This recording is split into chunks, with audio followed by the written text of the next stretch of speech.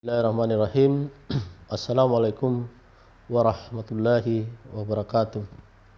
Alhamdulillah wa syukurillah wallahu wala quwata illa billah amma ba'd. Puji syukur kita panjatkan kepada Allah Subhanahu wa taala. Oleh karena pada hari ini kita semua masih sehat dan alhamdulillah berkesempatan untuk sama-sama mengikuti perkuliahan untuk mata kuliah metodologi penelitian, dan kita masih tetap berada pada pembelajaran daring selama libur kampus untuk mencegah penyebaran penyakit virus corona. Alhamdulillah kita bersyukur bahwa mungkin sebagian dari kita masih tetap bisa beraktivitas seperti semula, akan tetapi tidak sedikit dari kita atau lingkungan kita atau masyarakat di sekitar kita itu tidak bisa lagi melakukan aktivitas lainnya. Baik, mahasiswa sekalian yang saya hormati, pada hari ini kita akan melanjutkan materi untuk mata kuliah metodologi penelitian. Pada pertemuan-pertemuan sebelumnya saya sudah menjelaskan terkait dengan struktur skripsi. Jadi struktur skripsi itu ada 3. Yang pertama adalah bagian awal, yang kedua adalah bagian inti atau isi, yang ketiga adalah bagian akhir atau bagian penutup. Nah, 3 hal inilah yang ada dalam suatu karya ilmiah, baik dia dalam bentuk skripsi untuk level S1, tesis untuk level S2, dan disertasi untuk level S3.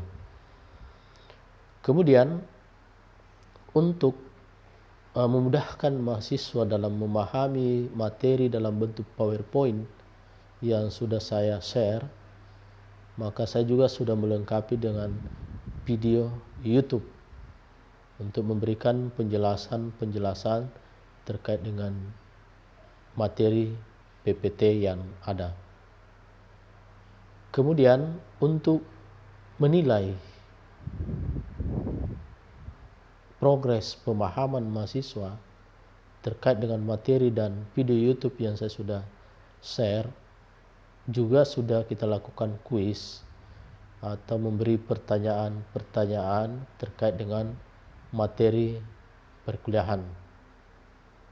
Olehnya itu, pada kesempatan hari ini saya ingin mencoba menjelaskan lebih detail lagi, lebih spesifik lagi terkait dengan materi yang telah saya berikan sebelumnya. Karena materi sebelumnya itu memang lebih bersifat komprehensif untuk menjelaskan bagian-bagian daripada struktur daripada suatu skripsi. Nah, hari ini saya akan memulai untuk mengajak mahasiswa memahami dan berdiskusi apa sih itu namanya penelitian. Ya, sebagian menganggap penelitian itu adalah sesuatu yang sangat sukar, sesuatu yang sangat rumit, sesuatu yang membutuhkan biaya yang sangat besar. Tapi sebagian menganggap bahwa penelitian itu adalah berkah. Olehnya itu, mari kita menggunakan penelitian itu sebagai suatu berkah, sehingga kita tidak mengeluh, kita tidak merasa menderita dengan adanya tugas penelitian sebagai syarat untuk penyelesaian studi dalam bentuk skripsi. Ya, mari kita nikmati semua ini dengan baik sehingga kita bisa melaksanakan dengan baik pula. Nah, untuk bisa melaksanakan dengan baik, maka kita harus memiliki wawasan. Kita harus memiliki pengetahuan. Nah, yang pertama kita pahami dulu apa itu penelitian.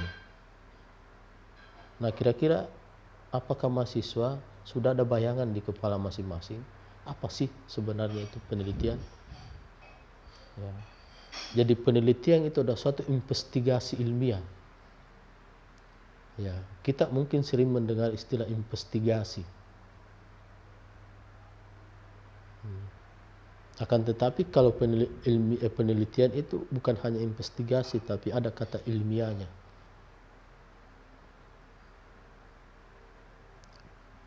Kenapa penelitian dikatakan sebagai investigasi ilmiah? Karena ada syaratnya. Yang pertama adalah terorganisir. Artinya bahwa penelitian itu punya tahapan. Mulai dari observasi, pemberian instrumen, pengolahan data, sampai pada pembuatan laporan, dan bahkan sekarang setiap karya mahasiswa dalam bentuk penelitian itu wajib publikasi. Kemudian kedua, ciri sehingga penelitian ini dianggap sebagai karya ilmiah, selain terorganisir, dia bersifat sistematik. Sistematik itu artinya apa? Terstruktur. Makanya dalam penulisan skripsi, tesis ataupun disertasi tidak boleh menggunakan lagunya Peter Pan. Apa itu? Kaki di kepala, kepala di kaki. Ya, itu tidak sistematis namanya. Makanya diisi daripada suatu skripsi itu ada bab 1, itu kalau sudah dalam bentuk hasil, ada bab 2, ada bab 3, dan seterusnya.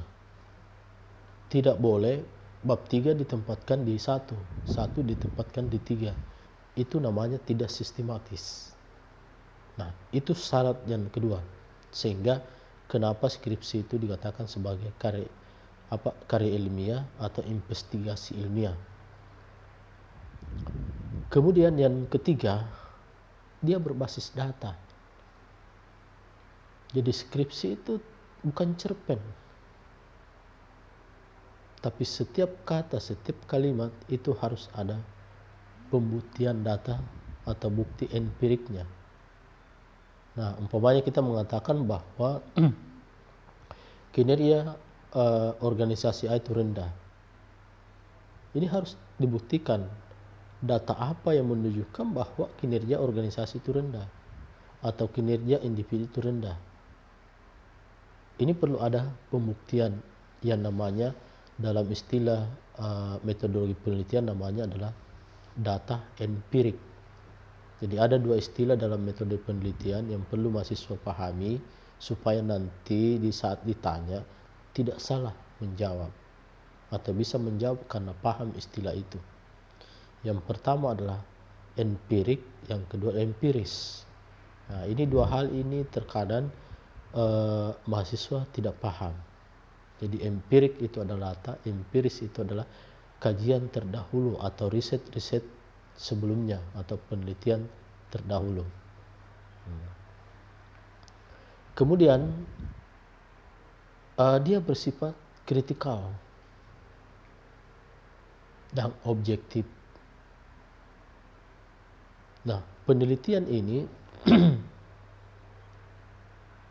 dia bersifat kritikal, artinya penelitian yang kita lakukan itu bisa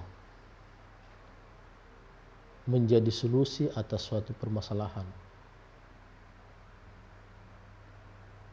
Sehingga dalam riset-riset yang kita lakukan itu bisa membantah suatu teori atau membantah suatu penelitian atau membantah suatu pernyataan. Akan tetapi objektif. Objektif artinya bahwa bantahan-bantahan kritikal yang diberikan itu bisa dibuktikan secara empirik dan empiris. Nah, saya kira itu yang perlu mahasiswa pahami. Apa itu penelitian? Dan kenapa penelitian itu dikatakan sebagai investigasi ilmiah? Nah, pertanyaan selanjutnya, apa yang diinvestigasi? Nah, dalam penelitian kita mengenal istilah fenomena atau problem. Jadi penelitian itu dapat dilakukan karena dua hal. Yang pertama ada problem atau fenomena, yang kedua ada opportunity atau peluang. Tapi umumnya kita itu berangkat dari suatu fenomena atau problem. Olehnya itu, mahasiswa harus tahu, harus memahami dari mana sumber masalah, sumber fenomena itu bisa kita tahu. Jadi ada dua sumbernya secara ilmiah. Yang pertama, itu bisa kita dapatkan atau bersumber dari riset gap.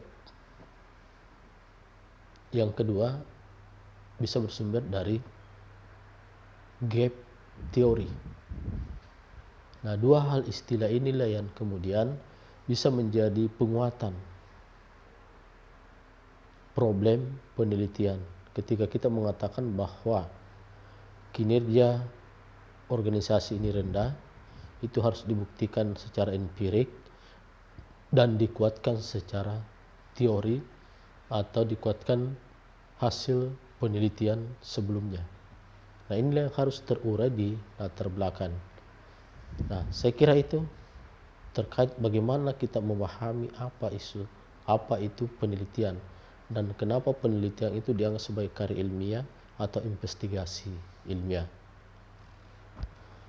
Baik, mahasiswa sekalian yang saya banggakan, sumber-sumber dalam menjelaskan masalah itu banyak di sekeliling kita. Di bidang bisnis, banyak sumber permasalahan yang bisa terjadi. Umpamanya tingkat penjualan rendah, itu adalah suatu problem. Nah, kehadiran sebagai seorang peneliti adalah memberikan problem solving atau solusi atau penyelesaian masalah terhadap permasalahan yang dihadapi oleh suatu organisasi bisnis. Nah, ketika tingkat penjualan rendah, apa solusi yang kita berikan dalam penelitian? Ya, mungkin salah satunya adalah meningkatkan promosi, ataukah mungkin meningkatkan sistem distribusi dan lain sebagainya.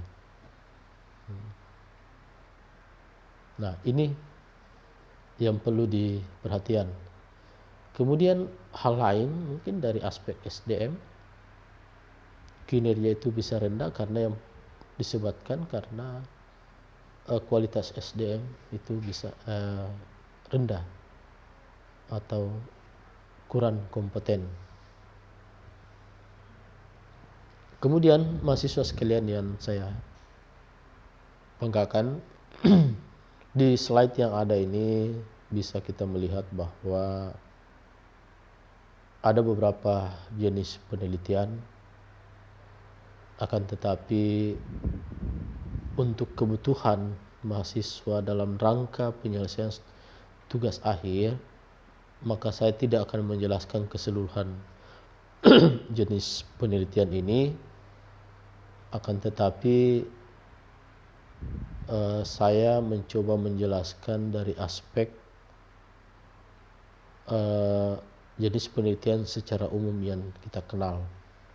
Jadi kalau di materi ini kan ada eksplorasi ilmu, ada eksplanasi ilmu, ada metode eksplorasi ilmu. Kemudian di situ ada penelitian dasar, ada penelitian terapan, causal riset, non causal riset, dan ada pengujian hipotesis. Nah, yang banyak dilakukan dalam konteks studi penyelesaian akhir itu ada penelitian yang berkaitan dengan pengujian hipotesis. Olehnya itu, yang umum digunakan di level S1 dalam hal jenis penelitian ini itu ada dua. Ada namanya penelitian kuantitatif, ada penelitian kualitatif. Saya sudah pernah menjelaskan apa sih perbedaan penelitian kuantitatif dengan kualitatif. Tapi tidak ada masalah, saya ulang kembali. Dan pada pertemuan yang lalu saya sudah memberi tugas kepada mahasiswa untuk belajar memahami penelitian kuantitatif dan penelitian kualitatif melalui pembuatan judul. Jadi untuk membedakan penelitian kuantitatif dengan kualitatif itu yang pertama bisa dilihat dari judulnya.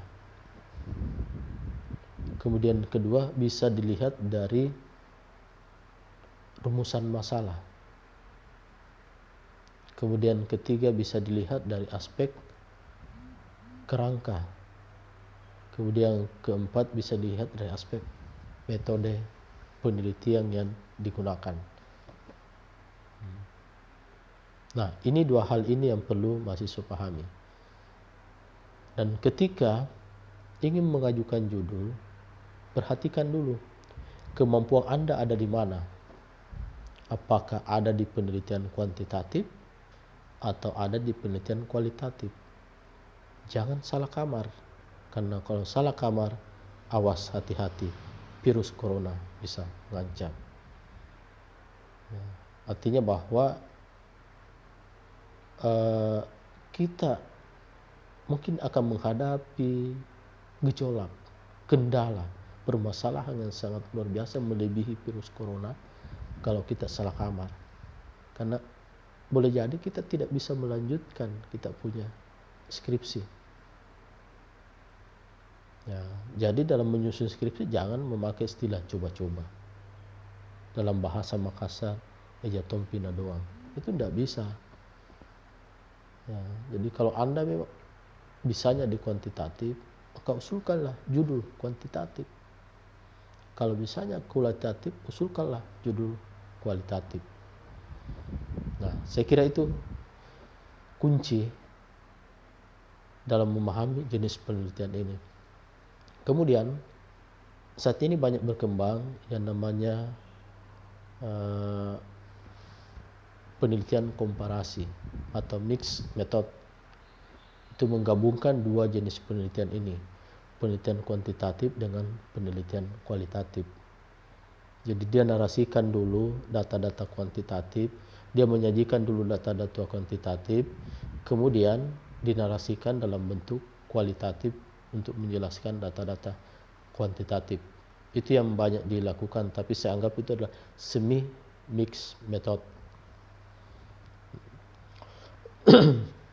Kemudian mahasiswa yang saya banggakan terkait dengan jenis penelitian yang ada di slide ini, saya kira bisa dibaca, tapi intinya itu dua saja supaya jangan terlalu pusing, penelitian kuantitatif maupun penelitian kualitatif. Nah, selanjutnya pada buku pedoman yang ada sekarang, kalaupun belum ada perubahan, setiap bagian pada komponen atau struktur daripada skripsi itu ada ketentuan jumlah halaman. Ya, ini juga perlu diperhatikan walaupun sebagian dari dosen pembimbing tidak memperhatikan itu. Nah, untuk isi atau bagian utama daripada skripsi, kalau dia sudah bentuk hasil untuk ujian tutup, maka sebaiknya pada bab 1 itu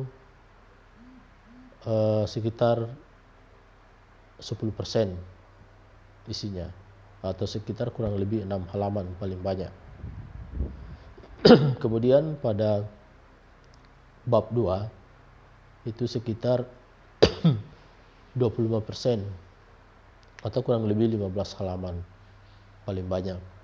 Kemudian bab 3 itu 10% atau kurang lebih 6 halaman paling banyak. Kemudian bab 4 itu kurang lebih 50% atau 30 halaman paling banyak. Dan bab 5 5% sekitar kurang lebih 3 halaman. Sehingga di ketentuan buku pedoman saat ini skripsi, kalau dia sudah dalam bentuk skripsi itu kurang lebih 60 halaman. Tapi ini bisa saja berubah ketika ada revisi buku pedoman atau panduan penulisan karya tulis ilmiah. Saya kira itu mahasiswa sekalian.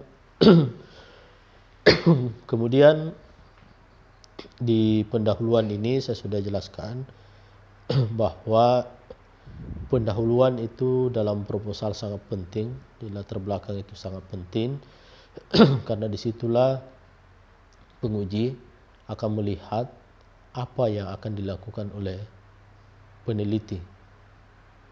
Nah, intinya bahwa di pendahuluan itu kan ada latar belakang. Latar belakang itu harus berisi problem apa, kemudian solusinya apa, kemudian pembuktiannya seperti apa, atau yang diistilahkan tadi data empirik. Kemudian harus didukung dengan penelitian sebelumnya, ataukah mungkin ada teori-teori yang memberikan penguatan. Nah, setelah itu kemudian mahasiswa merumuskan namanya rumusan masalah kalau kuantitatif, fokus masalah kalau kualitatif, yaitu dalam bentuk pertanyaan. Nah, selanjutnya ada tujuan. Nah, intinya ini antara rumusan masalah dengan tujuan itu harus konsisten. Ketika di rumusan masalah membuat dua rumusan, kemudian di tujuan idealnya juga ada 2 rumusan yang kita buatkan. Kemudian selanjutnya ada manfaat penelitian. Nah, saya kira ini bisa dibaca contoh yang sudah saya berikan. Kemudian selanjutnya mahasiswa yang saya hormati, yang saya banggakan, setelah pendahuluan selesai itu kan masuk pada tinjauan pustaka. Nah, tinjauan pustaka ini kan intinya adalah menguraikan teori-teori apa yang digunakan dalam menjelaskan variabel penelitian. Nah, saya sudah jelaskan di awal bahwa yang dimasukkan di tinjauan pustaka ini adalah berkaitan dengan variabel-variabel atau berkaitan dengan teori-teori apa yang digunakan dalam menjelaskan penelitian. Jadi kuncinya di tinjauan pustaka adalah lihat apa yang dibahas dalam penelitian. Kemudian di tinjauan pustaka juga ada namanya kerangka konsep atau kerangka pikir. Ini menguraikan terkait dengan langkah-langkah apa yang akan dilakukan oleh peneliti untuk mendapatkan data atau melakukan penelitian. Jadi perlu dijelaskan dalam bentuk kerangka. Kalau kuantitatif biasa dalam bentuk gambar, kalau kualitatif biasanya dijelaskan dalam bentuk narasi. Kemudian untuk kuantitatif ada namanya penelitian terdahulu atau tinjauan empiris. Tapi kalau kualitatif biasanya ditempatkan di awal. Kemudian ada hipotesis. Nah, hipotesis ini hanya untuk penelitian kuantitatif. Jadi kalau penelitian kualitatif tidak perlu ada hipotesis. Nah, diingat juga bahwa hipotesis ini harus konsisten dengan rumusan masalah kalau dia kuantitatif. Jadi kalau rumusan masalahnya 2, tujuannya 2, hipotesisnya juga 2. Jadi hipotesis itu kan jawaban sementara atau dugaan sementara yang masih perlu dibuktikan.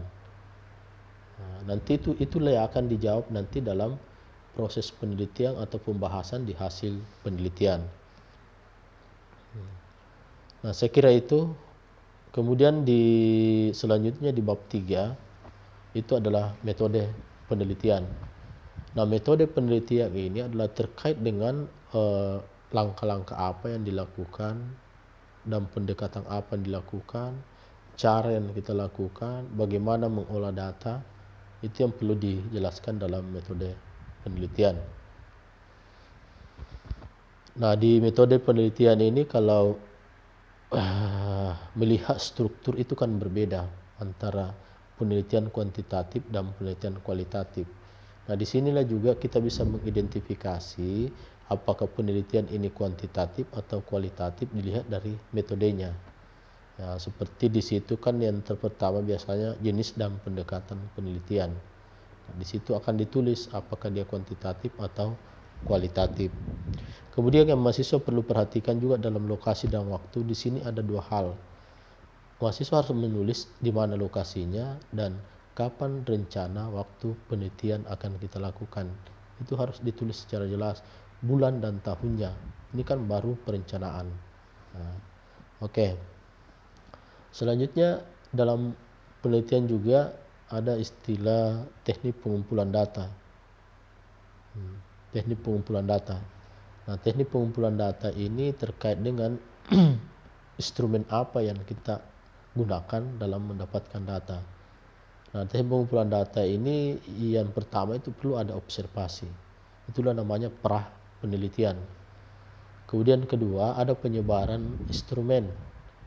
Kalau dia kuantitatif ya dalam bentuk kuesioner, kalau dia kualitatif dalam bentuk wawancara.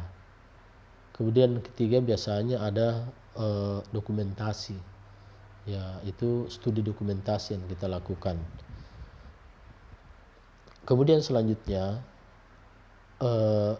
informan. Jadi kalau dalam kualitatif namanya informan, kalau kuantitatif namanya populasi dan sampel.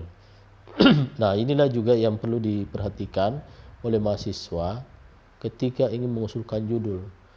Kalau jumlah responden atau pegawai atau karyawan yang ada dalam suatu organisasi itu kurang dari 30 orang, maka dipertimbangkan untuk diusulkan sebagai judul penelitian kuantitatif. Karena kuantitatif itu syaratnya semakin banyak responden, semakin banyak orang, maka kualitas datanya semakin valid atau berkualitas. Nah, beda kalau kualitatif. Di kualitatif itu tidak mempersyaratkan banyak informan, akan tetapi dia pengulangan. Artinya bahwa pencarian informasi itu dilakukan secara langsung, sehingga dalam kualitatif itu peneliti itu juga sebagai informan dalam penelitian. Nah, saya kira ini mahasiswa perlu untuk diperhatikan. Dan yang banyak juga terjadi kekeliruan terkadang adalah penarikan sampel dari populasi. Nah, ini untuk kuantitatif. Nah, untuk penarikan sampel dari populasi untuk kuantitatif itu tidak serta-merta kita lakukan, tapi ada metode yang digunakan. Nah, yang umum digunakan itu pakai metode dari metode Slovin atau pakai metode persentase. Nah, apabila jumlah populasi itu sedikit dan dianggap bisa dijadikan sampel, maka bisa menggunakan metode sensus, di mana sensus ini adalah populasi sekaligus sebagai sampel penelitian. Nah, yang terakhir adalah teknik analisis data. Nah, teknik analisis data ini biasanya ada namanya uji instrumen. Ada istilah uji validitas, uji reliabilitas, uji parsial, uji simultan. Nah, uji validitas ini maksudnya adalah penggunaan instrumen yang kita lakukan. Ya, seberapa valid instrumen yang kita lakukan apabila digunakan pada ruang dan waktu yang berbeda.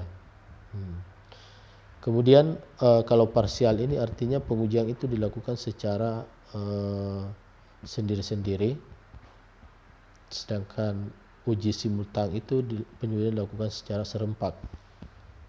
Nah, kemudian yang terakhir adalah teknik analisis data. Kalau penelitian kualitatif itu biasanya pakai namanya triangulasi, sedangkan kuantitatif biasanya pakai namanya regresi. Apakah regresi sederhana ataukah regresi berganda. Nah, saya kira ini mahasiswa sekalian penjelasan singkat terkait dengan struktur skripsi yang saya jelaskan, dan ini menjadi tugas akhir daripada mahasiswa, sehingga setelah ini eh, saya akan memberikan tugas untuk memasukkan judul. Kalaupun judul yang dimasukkan kemarin itu dianggap sudah judul finalisasi untuk tugas akhir, maka itu bisa dilanjutkan kembali. Jadi tahapannya nanti setelah ini kita tinggal komunikasi melalui WA dan saya melihat progresnya di Google Classroom untuk mahasiswa.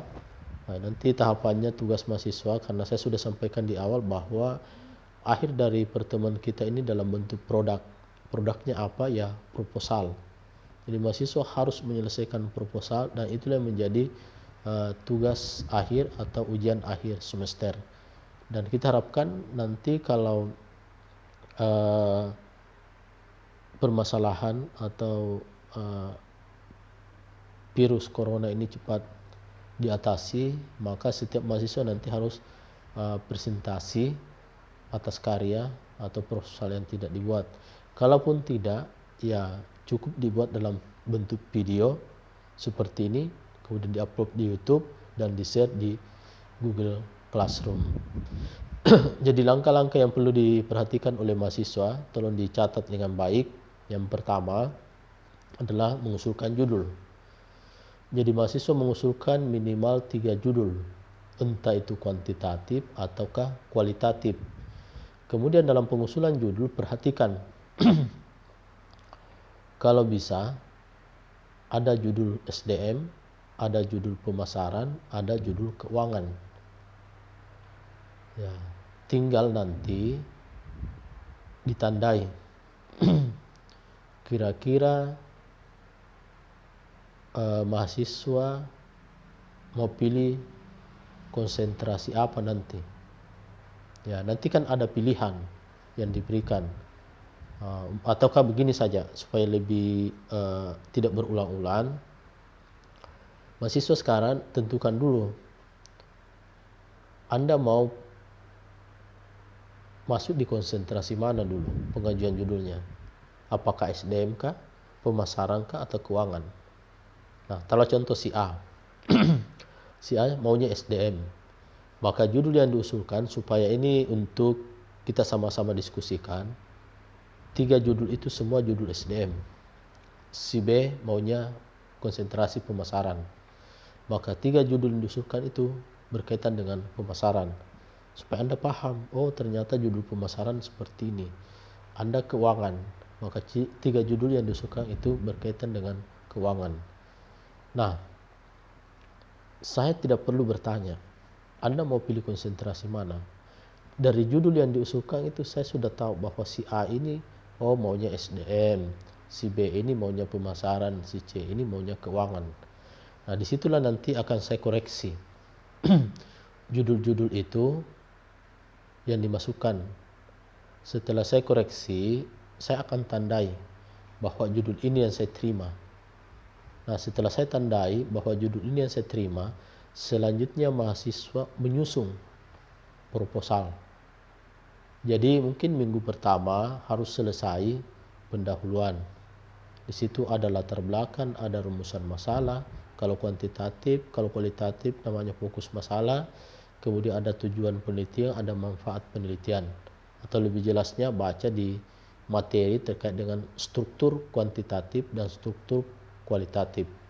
Nah, kemudian setelah itu selesai, minggu berikutnya adalah membuat tinjau pustaka. Nah, tinjau pustaka di situ intinya membahas teori-teori yang berkaitan dengan variabel atau permasalahan penelitian. Kemudian apa kerangka pikirnya atau konsep teorinya. Kemudian tinjauan empiris, penelitian terdahulunya apa yang digunakan. Kemudian hipotesis, kalau itu kuantitatif silahkan dimasukkan. Nah, minggu berikutnya mahasiswa membuat metode penelitian. Nah, metode penelitian ini mulai dari jenis dan pendekatan penelitian sampai teknik analisis data. Nah, itu yang dibuat. Kemudian minggu berikutnya membuat daftar pustaka dengan menggunakan Mendeley. Ya, makanya mahasiswa harus belajar bagaimana cara menggunakan Mendeley. Ya, menggunakan uh, Mendeley dalam menyusun daftar pustaka. Nah, saya kira itu setelah rampung semua, selanjutnya mahasiswa nanti akan melakukan presentasi. Ya, presentasi tugas atau skripsi yang telah dibuat. Tapi ingat bahwa walaupun kita tidak ketemu, setiap tahapan setiap minggu ini itu harus dikirim tugasnya itu harus dikirim di Google Classroom. Jadi umpamanya pendahuluan minggu ini ya harus dikirim, minggu berikutnya tinjau pustaka harus dikirim, minggu berikutnya metode penelitian harus dikirim. Ya, semuanya harus dikirim di Google Classroom. Apabila ada mahasiswa tidak mengirim setiap tugas itu, saya anggap bahwa mahasiswa itu tidak memiliki progres, artinya tidak mendapatkan nilai pada minggu itu. Nah, saya kira ini mahasiswa sekalian terkait dengan materi dan tugas apa yang akan saya berikan kepada mahasiswa, dan semoga ini jangan hanya sebagai menggugurkan tugas kewajiban kita untuk mendapatkan nilai metodologi penelitian, akan tetapi kita harus punya mindset bahwa saya harus belajar memahami yang namanya metodologi penelitian, sehingga apa yang diusulkan, apa yang dikerjakan itu betul-betul orientasinya bahwa saya ingin paham. Jadi seakan-akan bahwa mahasiswa ini betul-betul sedang menyusun skripsi yang sebenarnya, sehingga tidak asal jadi. Nah, karena tetap kita akan lakukan pembimbingan. Saya kira demikian. Terima kasih kepada mahasiswa semua. Semoga sehat selalu, jaga kesehatan, jaga kebersihan, dan mari kita tetap berdoa kepada Allah Subhanahu wa taala agar supaya permasalahan bangsa ini, permasalahan kita semua bisa teratasi dan kita bisa beraktivitas normal seperti semula. Terima kasih. Billahi bisabil haq astabiqul khairat. Assalamualaikum warahmatullahi wabarakatuh.